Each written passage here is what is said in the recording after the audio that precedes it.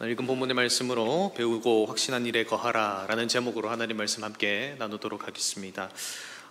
저와 여러분이 살아가고 있는 이 시대는 점점 그리스도인으로서 그리스도인답게 살아가는 것이 참 어려워지는 시대라고 할 수 있습니다. 점점 더 그렇게 되고 있다고 느껴집니다. 과거에는 내가 예수님을 믿는다, 내가 신앙을 가지고 있다라고 하면 노골적인 박해와 노골적인 조롱이 있었습니다. 예수님을 믿는 사람을 무시하거나 조롱하는 일이 많이 있었지요.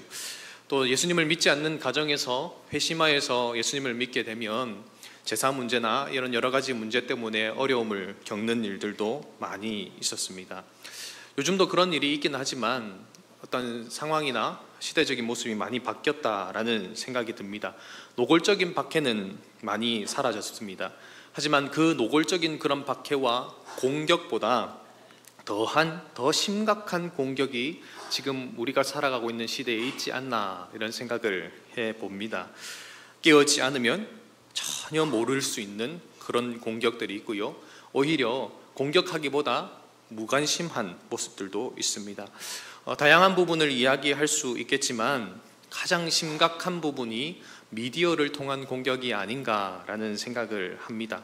미디어를 통해서 너무나도 자연스럽게 기독교 세계관과 다른 반대되는 세계관, 그 생각들, 그 모습들이 우리에게 잠식되어 가고 있는 것을 보게 되기 때문에 그렇습니다.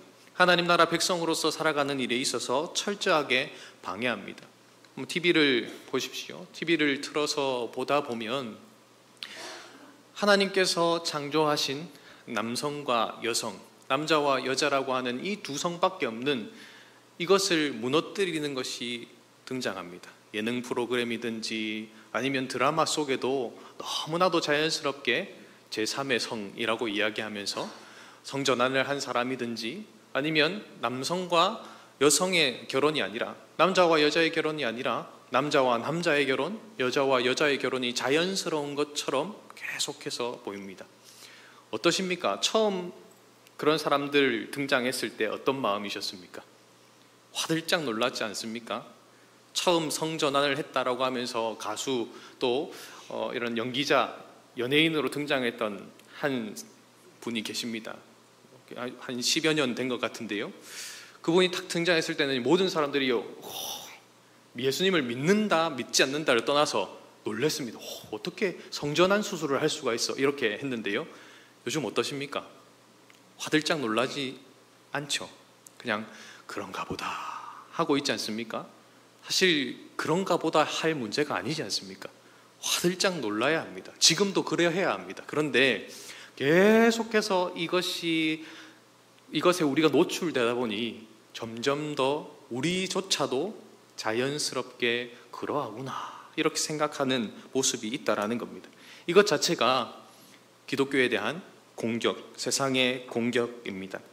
하나님의 말씀의 가치를 따르기보다 너무나도 자연스럽게 세상의 가치를 따르도록 하고 있습니다.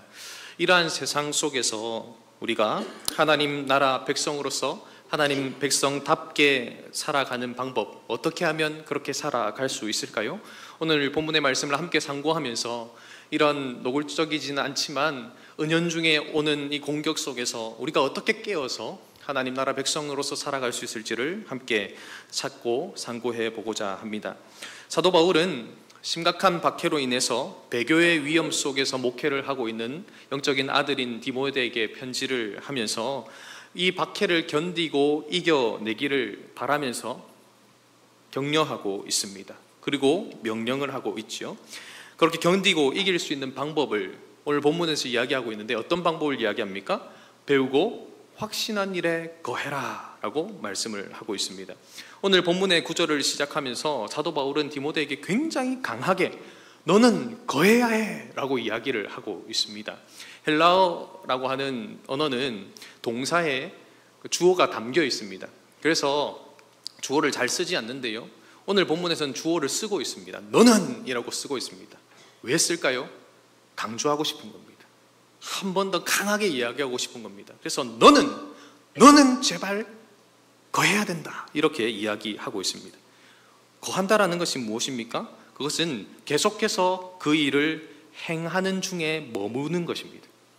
앞에서 말하고 있는 배우고 확신한 그 일에 계속해서 머물러서 그 확신한 일을 계속해서 몸으로써 행함으로써 보여주는 삶을 살아가라라고 얘기하고 있습니다.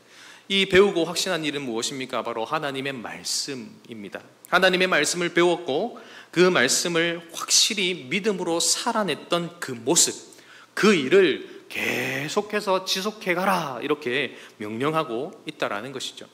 사도 바울은 빌립보 교회 성도들을 향하여서도 이렇게 편지했었습니다. 빌립보서 4장 9절입니다. 너희는 내게 배우고 받고 듣고 본 바를 행하라. 그리하면 평강의 하나님이 너희와 함께 계시리라. 하나님의 말씀을 배우고 받고 듣고 또 그 말씀대로 살아가는 사람들을 보면 평강의 하나님께서 그 사람과 함께하고 있는 것을 볼 수 있다라는 겁니다. 함께하고 계신 것을 누리는 삶을 살 수 있다라는 것입니다. 이 편지를 썼던 바울은 디모데에게도 동일하게 이야기하고 있는 겁니다. 야, 너 지금 힘들지? 밖의 상황 가운데서 고통스럽지 않니? 어렵지 않니? 마음이 평안이 없지 않니? 불안하지 않니? 두렵지 않니? 그런데 지금 네가 배우고 확신한 일에 거하면 평강의 하나님께서 너와 함께하고 계신 것 누리고 경험하게 될 거야. 그래서 평안할 거야 라고 지금 이야기를 하고 있는 겁니다. 그래서 박해를 견디는, 그래서 이겨내는 삶을 살아가기를 소망하는 모습으로 배우고 확신한 일에 거해라 라고 강력하게 명령을 하고 있는 겁니다. 그런데 이 말을 한 이후에 사도 바울은 이어서 이렇게 이야기하고 있습니다. 배우고 확신한 일에 거한다라는 것을 먼저 그에게 그것을 가르친 사람, 그 가르침을 따라서 행한 모습을 보여준 사람을 통해서 이미 너는 알고 있다. 그 거하는 삶이 무엇인지, 거하는 삶을 통해서 누리는 것이 무엇인지 너는 알고 있다. 이렇게 말하고 있습니다. 바울은 디모데에게 너는 내가 누구에게서 배운 것을 알고 있지 않나 이렇게 말합니다. 그에게 하나님의 말씀을 가르쳤던 사람이 누가 있을까요? 대표적으로 두 부류의 사람들을 지금 생각해 보고자 하는데요. 먼저 외조모인 로이스와 어머니 유니게입니다. 디모데후서 1장 5절의 말씀을 보시면 이렇게 말씀을 하고 있습니다. 이는 내 속에 거짓이 없는 믿음이 있음을 생각함이라. 이 믿음은 먼저 내 외조모 로이스와 내 어머니 유니게 속에 있더니 내 속에도 있는 줄을 확신하노라. 아멘. 외조모 로이스와 어머니 유니게 속에 있었던 그 믿음이 디모데에게도 있음을 바울은 확신했습니다. 이 믿음이라고 하는 것은 단순하게 믿습니다, 내가 믿습니다 하고 하는 그런 입술이 아니라 말씀에 대한 믿음, 그리고 하나님의 말씀이 보여준 제시한 그 지시한 방향을 따라서 살아내는 그 사람들의 하나님을 향한 믿음을 말하고 있습니다. 유대인에게 있어서 자녀를 향한 말씀 교육은 어머니의 역할이 굉장히 중요하고 컸습니다. 모유 수유를 하면서 아이는 엄마 품에 있을 수밖에 없지 않습니까? 엄마 품에서 모유 수유를 하는 동안 엄마는 뭐 할까요? 율법을 암송해 주는 겁니다. 토라를 계속해서 이야기해 준, 이 아이가 알아듣든 알아듣지 못하든 계속해서 암송을 해줬습니다. 그런데 그 일을 몇 살 때까지 했을까요? 보통 유대인은요 만 4세까지 모유 수유를 한답니다. 다들 그 정도 하셨나 봅니다. 우리는 얼마나 모유 수유합니까? 보통 한 돌 때쯤 되면 떼지 않습니까? 돌 되기 전에 이유식이라고 하는 것, 그것을 열심히 만들어서 먹이면서 이제 모유를 뗍니다. 그리고 밥으로 가죠. 그런데 유대인들은 만 4세까지 젖을 물리고 있는답니다. 왜 그렇게 할까요? 젖이 나와서가 아닙니다. 그 시간이 어떤 시간입니까? 젖을 딱 물려놓고 엄마 품에서 율법을 듣는 시간인 겁니다. 계속해서 반복하고 또 반복해서 들려주는 겁니다. 그래서 유대인들은 한 10살쯤 되면요 토라를 다 암송하고 다닙니다. 계속해서 듣고 또 들어서. 그래서 성인식을 하는 시기가 되면 그 토라를 진짜 다 암송하고 있는지를 테스트를 하고 그런 시간들을 보내는 것입니다. 이렇듯 디모데는 어머니 유니게와의 그 소통의 시간, 그 율법을 듣는 시간을 통해서 하나님의 말씀에 익숙해졌을 것입니다. 토라를 배우고 또 외조모로부터 토라를 배웠을 겁니다. 하나님의 말씀에 익숙해지는 시간을 보냈을 뿐만 아니라 외할머니와 어머니가 하나님의 말씀대로 살아내고 있는 그 삶을 보면서 자랐고, 그것을 보면서 하나님 말씀을 믿는 사람은 저렇게 살아가는 것이구나, 배우고 확신한 일에 거하는 삶은 저런 것이구나, 그리고 그 삶을 통해 저러한 평안을 누릴 수 있구나라는 것을 몸으로 보면서 깨달았을 겁니다. 그들뿐만 아닙니다. 그 디모데는 루스드로와 이고니온에 있는 형제들에게 칭찬받는 자였습니다. 그런 칭찬받는 자가 있던 그 루스드라 이고니온에 사도 바울이 찾아갔고 그곳에서 전도를 합니다. 전도를 하면서 디모데를 만났고 이제 디모데를 데리고 전도 여행을 떠나게 됩니다. 전도 여행을 하는 동안 아마 사도 바울을 통해서 디모데는 하나님의 말씀을 계속해서 배우고 익혔을 것입니다.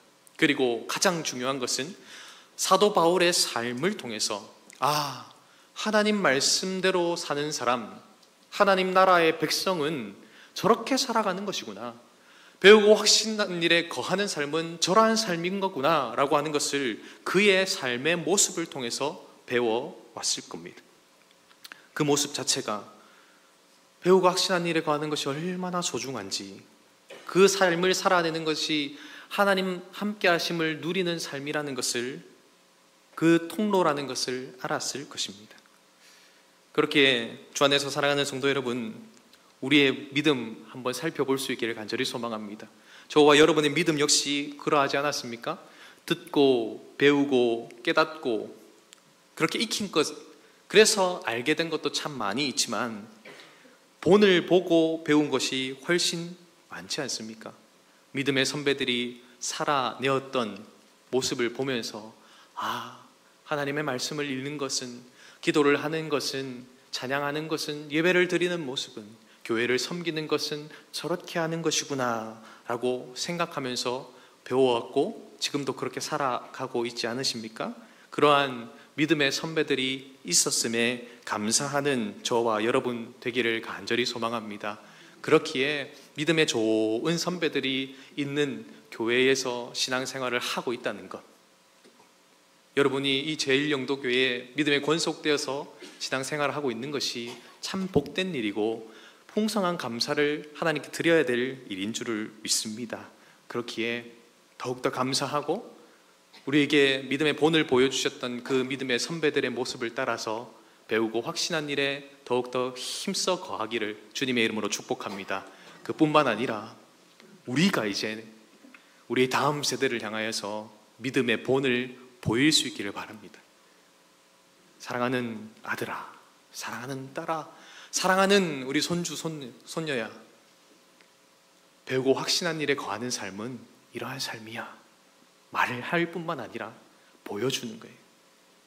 그래서 본이 많은 교회가 참 복된 교회고요, 본을 많이 보여줄 수 있어서 그 본대로 살아내는 우리의 다음이 많은 교회가 참 행복하고 복된 교회이지 않겠습니까?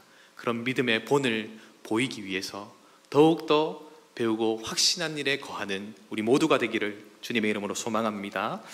하나님의 말씀을 따라서 이제 그렇게 살아가는 믿음의 본을 보여줬던 이들에 대해서 언급을 한 사도 바울은 이제 어려서부터 배웠던 성경에 대해서 언급을 하고 있습니다. 디모데야, 너 어려서부터 하나님 말씀 성경 잘 배우고 익히고 암송했지 않니? 그 하나님 말씀 한번 생각해봐 라고 말을 꺼냅니다. 그리고 그 말씀 안에 거하라 라고 이야기하고 있는 겁니다.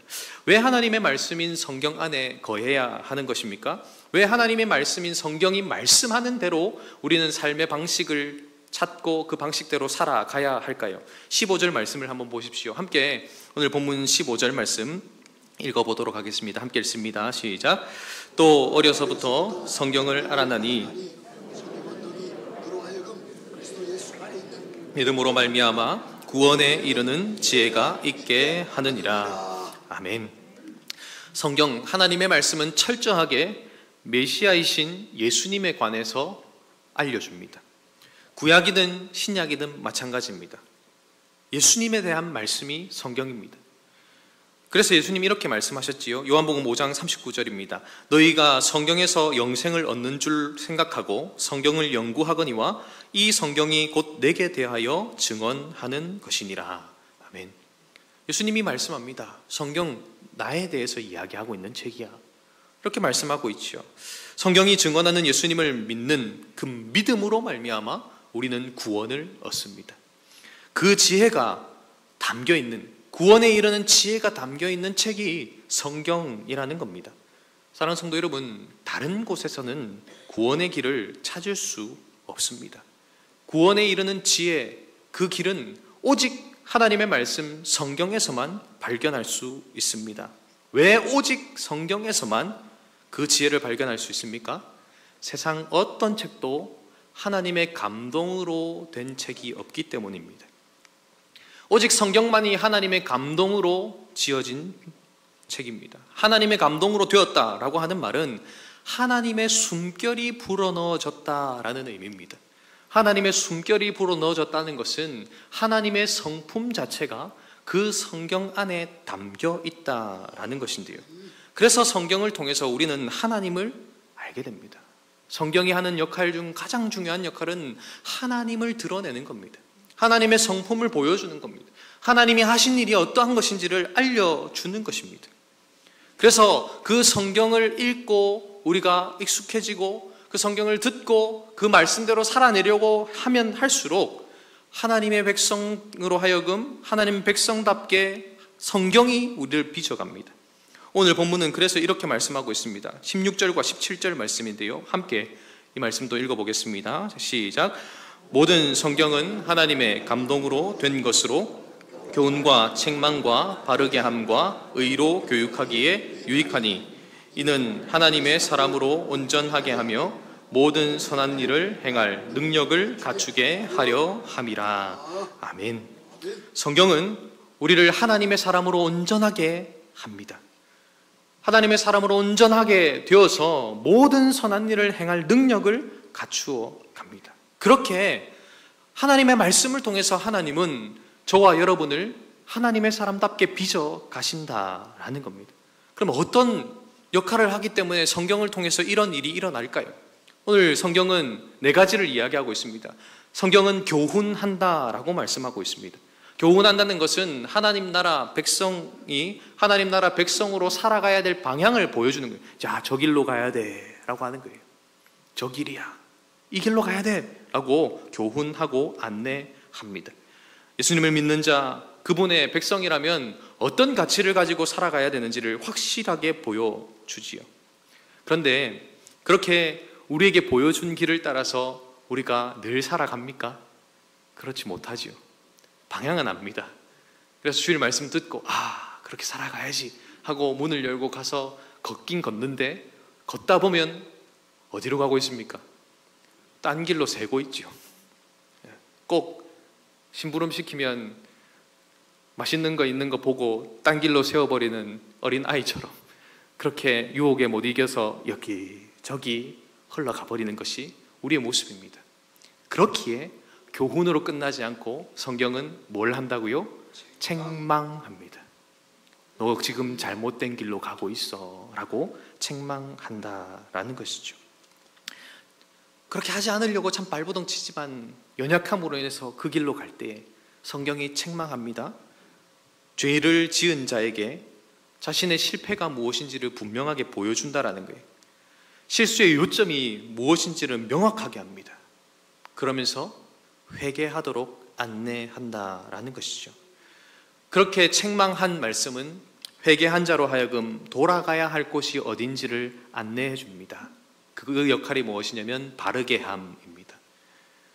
그냥 책망만 하고 끝나면 안 되지 않습니까? 너 잘못했어 라고 하고 끝난 것이 아니라 너 잘못했어, 이제 이 방향으로 다시 가야 돼 라고 바르게 해준다라는 것이죠. 그렇게 성경은 죄를 짓고 넘어진 우리를 바른 길로 안내합니다. 바르게 함이라고 하는 단어는 한 사람이 가진 하나님에 대한 잘못된 지식이나 하나님에 대한 잘못된 실천을 하나님 앞에서 올바른 상태로 회복하도록 돕는 것을 의미합니다. 교정하는 것이죠. 잘못된 것을 바로잡고 개선할 수 있도록 돕는 것입니다. 즉 바르게 함이라고 하는 것은 하나님께서 자기 백성을 잃어버린 지위, 영적인 위치에서 바른 위치로 회복시키시는 것을 말합니다. 집을 나가서 아버지 재산을 허랑방탕하게 마음대로 쓰고 돌아왔던 그 탕자가 다시금 아들의 지위를 회복했던 것처럼 그렇게 바르게 한다라는 것이죠. 그리고 거기서 끝나지 않습니다. 마지막 역할이 있다라고 말하는데요. 어떤 역할입니까? 의로 교육한다라는 겁니다. 의로 교육한다는 말은 의 안에서 살아가도록 교육하고 계속해서 양육해가는 것을 의미합니다. 곁길로 떠나서 자신의 영적인 지위를 잃어버렸던 자가 깨닫고 회개하여서 자기 영적인 지위를 회복했습니다. 그러한 자가 계속해서 의 안에서, 즉 하나님과의 바른 관계 속에서 살아갈 수 있도록 교훈하고 양육하고 훈련해가는 것이 바로 성경의 역할이라는 것입니다. 그러한 것을 통해서 어떻게 되어갑니까? 17절에 말씀하고 있는 것처럼 하나님의 사람으로 온전해지는 것입니다. 야, 참 저 사람 보니 하나님 닮았어 라고 하는 말을 듣는 사람으로 하나님이 빚어가시는 겁니다. 그리고 모든 선한 일을 행할 능력을 갖추도록 하신다라는 겁니다. 하나님의 말씀 안에 거할 때에 그 말씀을 배우고 확신하며 그 말씀을 따라서 살아가는 삶을 지속하고 발버둥칠 때에 하나님의 말씀이 저와 여러분을 그렇게 빚어가는 것을 경험할 수 있다라는 겁니다. 그리고 그 말씀이 힘이 되어서 온갖 박해와 어려움, 유혹들을 이겨낼 수 있도록 하신다라는 것이죠. 그렇기에 주 안에서 사랑하는 성도 여러분, 배우고 확신한 일에 더욱더 거하기를 주님의 이름으로 소망합니다. 계속해서 말씀이 제시하는 방향, 말씀을 붙들고 살아낸 그 믿음의 선배들이 살았던 그 삶의 방향을 쫓아가시기를 바랍니다. 그러기 위해서는요, 중요한 것이 있습니다. 하나님의 말씀을 배워야겠죠. 배우고 확신한 일에 거하라 하지 않습니까? 그러기 위해서 배워야 합니다. 성경을 읽어도 잘 이해되지 않는 부분이 너무 많지 않습니까? 때로는 목사이지만 이건 도대체 무슨 말이지? 라고 하는 것이 너무 많습니다. 그렇기에 지속해서 말씀을 풀어서 전해주는 자리, 이 예배의 자리에 나와야 되는 겁니다. 목회자가 하는 가장 중요한 일이 그것 아닙니까? 하나님의 말씀을 말씀 그대로 풀어서 우리가 이해할 수 있도록 들려준 그 설교입니다. 그래서 예배의 자리에 나오셔야 됩니다. 주일 오전, 오후 이렇게뿐만 아니라 주중 예배에도 나와서 하나님 말씀을 계속해서 들어야 합니다. 그리고 스스로 읽어야겠지요. 그뿐만 아니라 제1아카데미와 같은 성경 공부 프로그램에 참여하여서 배우는 방법이 있겠지요. 사랑하는 성도 여러분, 하나님의 말씀 성경은요, 끊임없이 읽고 배워야 합니다. 설교를 준비하면서 20대 초반 햇병아리 전도사 때 시절이 생각이 났습니다. 전도사 탁 부임하고 24살 때, 아니군요, 23살이군요. 23살 때 전도사 부임을 탁 하고 열심히 하고 싶었습니다. 그래서 제자 훈련해야겠다, 아이들 데리고 제자 훈련해야겠다 생각을 하고 아이들에게 막 얘기를 했습니다. 야, 우리 제자 훈련하자 막 이야기하는데요, 전사님 뭐 하는 건데요? 이렇게 얘기하더라고요. 물어보길래 야, 성경 말씀을 배우고 말씀대로 실천하고 살아내서 예수님의 제자답게 살아가는 훈련이야 라고 얘기하니까요, 그 초등학교 6학년짜리 애가 저보고 이렇게 얘기하는 거예요. 전도사님, 저 어려서부터 성경 많이 배워서 다 알아요. 와, 깜짝 충격이었습니다. 13살짜리가 그렇게 얘기하니까요, 충격이었습니다. 13년 정도 교회 다니면 성경을 알 수 있구나. 왜냐하면 저는 그때 7년 다닌 상태였거든요. 고등학교 1학년 때부터 신앙생활을 해서 신앙생활 7년 차에 첫 전도사가 된 겁니다. 그러니까 성경에 대해서 별로 아는 것도 없고 이런 상황에서 초등학교 1학년, 6학년짜리가 딱 그래 얘기하니까 그렇구나 생각했습니다. 그런데요, 20년이 넘도록 신학 공부를 열심히 하고 성경과 씨름을 하는 지금도 여전히 모르겠습니다. 배우면 배울수록 모르는 것이 더 많고요, 때로는 어떤 마음도 드냐면 안다고 생각했던 하나님 말씀을 탁 펼쳐서 그 본문을 보는데요, 새롭게 다가오는 거예요. 야, 내가 이토록 이 말씀을 몰랐구나, 이런 생각이 듭니다. 그 생각이 들 때마다 더 겸손하게 엎드리게 되는 거예요. 하나님, 이 하나님의 말씀의 보고의 깊이를 내가 어떻게 다 알 수 있겠습니까? 배우고 또 배우고 또 배워야겠습니다. 그런 생각을 합니다. 저 안에서 사랑하는 성도 여러분, 하나님의 말씀을 끊임없이 읽고 듣고 배우기를 간절히 소망합니다. 하나님의 말씀을 가까이 하면 가까이 할수록 우리는 삼위 하나님에 대해서 더 많이, 더 깊이 있게 알아가게 됩니다. 우리 아버지에 대해서, 우리의 통치자에 대해서, 우리의 목자에 대해서 더 깊이 있게 알아갈 때에 더 깊은 교제를 나눌 수 있게 되지 않겠습니까? 그러면서 그분을 더 풍성하게 누리게 되는 것이죠. 이것이 진짜 믿음입니다. 더 알아가고 더 깊이 알아가서 그분을 더 아는 것만큼 누리게 되는 거예요. 그래 확신하는 겁니다. 오늘 본문은 배우고 확신한 일이라고 하지 않습니까? 확신은 하나님의 말씀에 근거한 믿음입니다. 하나님의 말씀이 선포하고 있는 바, 가르치고 있는 바에 대해서 믿는 것이 확신입니다. 하나님은 선하시고 인자와 긍휼이 무궁하시도다 라고 성경이 선포하고 있기에 하나님은 선하시고 인자와 긍휼이 무궁하시구나 라고 믿고 아멘 하는 것이 확신이라는 것입니다. 하나님이 우리 아버지시다라고 말씀하시기에 하나님을 믿는 나는 그분의 자녀이구나 라고 확신하는 것이죠. 저와 여러분의 믿음의 근거는 하나님의 말씀인 성경에 있습니다. 이것이 근거되지 않으면, 이것이 기반이 되지 않으면 엉뚱한 믿음의 삶을 살아갈 수 있습니다. 엉뚱하고 잘못된 믿음의 삶을 살아가면, 거기에 계속 머무르면 하나님 나라의 풍성함과 부요함을 도무지 누릴 수가 없지요. 그러면 엉뚱하고 잘못된 믿음은 어떤 믿음일까요? 세 가지 정도 생각할 수 있겠는데요. 첫 번째는 미신입니다. 미신은 꼭 믿지 않는 사람들이 가진 모습처럼 생각할 수 있는데요. 미신은 뭐냐면요, 없는 것을 믿는 거예요. 하나님의 말씀엔 그런 구절이 없는데 그런 구절이 있다 생각하면서 믿는 겁니다. 왜 그럴까요? 세상 속에서 살아왔던, 세상 속에서 들어왔던 수많은 이야기가 섞이고 섞여서 그것이 하나님의 말씀인 양 노릇하고 있는 겁니다. 그래서 없는데 있는 것처럼 생각하고 믿고, 그래서 내가 믿습니다 라고 하는 것, 그것이 무엇이라고요? 미신이라는 겁니다.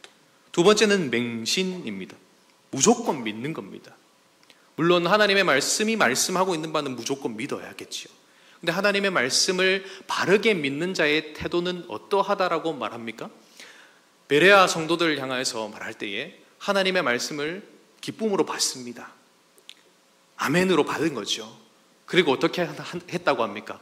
말씀이 진짜 그러한가 하여서 늘 상고했다, 묵상하고 살아내고 행해보았다라는 거예요. 맹신하는 것이 아니라 살아내는 것이 확신인 겁니다. 아멘 했는데요, 믿습니다 했는데 삶이 없는 겁니다.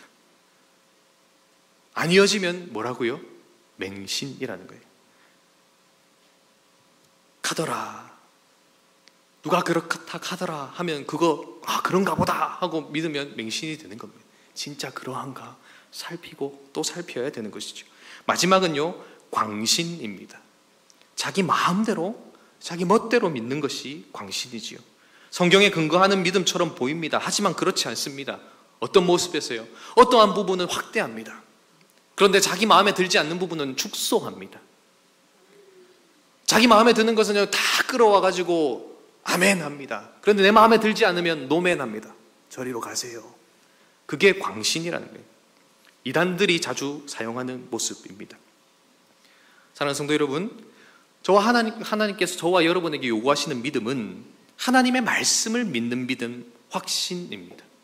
내 상황과 형편은 전혀 그렇게 보이지 않아도 하나님의 말씀이 그러하다고 분명히 선언하고 있기에 그 사실을 굳게 붙드는 것이 확신입니다. 말씀에 근거한 믿음이라는 것이죠.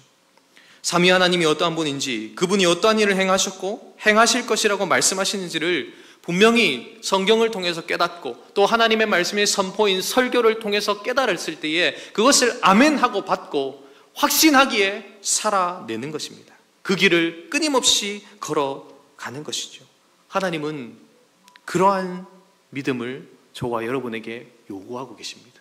그래서 배우고 확신해라, 그리고 그 일에 계속해서 머물러 있어라 라고 말씀하는 것입니다. 주 안에서 사랑하는 성도 여러분, 배우고 확신한 일에 항상 거하는 저와 여러분 되기를 간절히 소망합니다. 특별히 올 한 해를 살아가면서 하나님의 나라가 지금 여기 있다는 것을 확신하십시다. 그래서 수많은 유혹과 어려움, 고통과 고난이 가득한 삶의 현장을 살아가면서 그 삶 속에 임한 하나님의 나라의 풍성함, 부요함을 누리고 의와 평강과 희락이라고 하는 그 하나님 나라의 특징을, 그 본질을 온전히 맛보아 아는 저와 여러분의 삶이 될 수 있기를 간절히 소망합니다. 그 삶에 하나님이 함께하고 계심이 드러날 것입니다.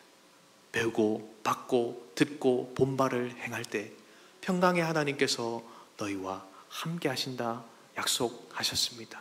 이 사실을 기억하고 확신하며 살아가는 우리 모두가 되기를 주님의 이름으로 축복합니다.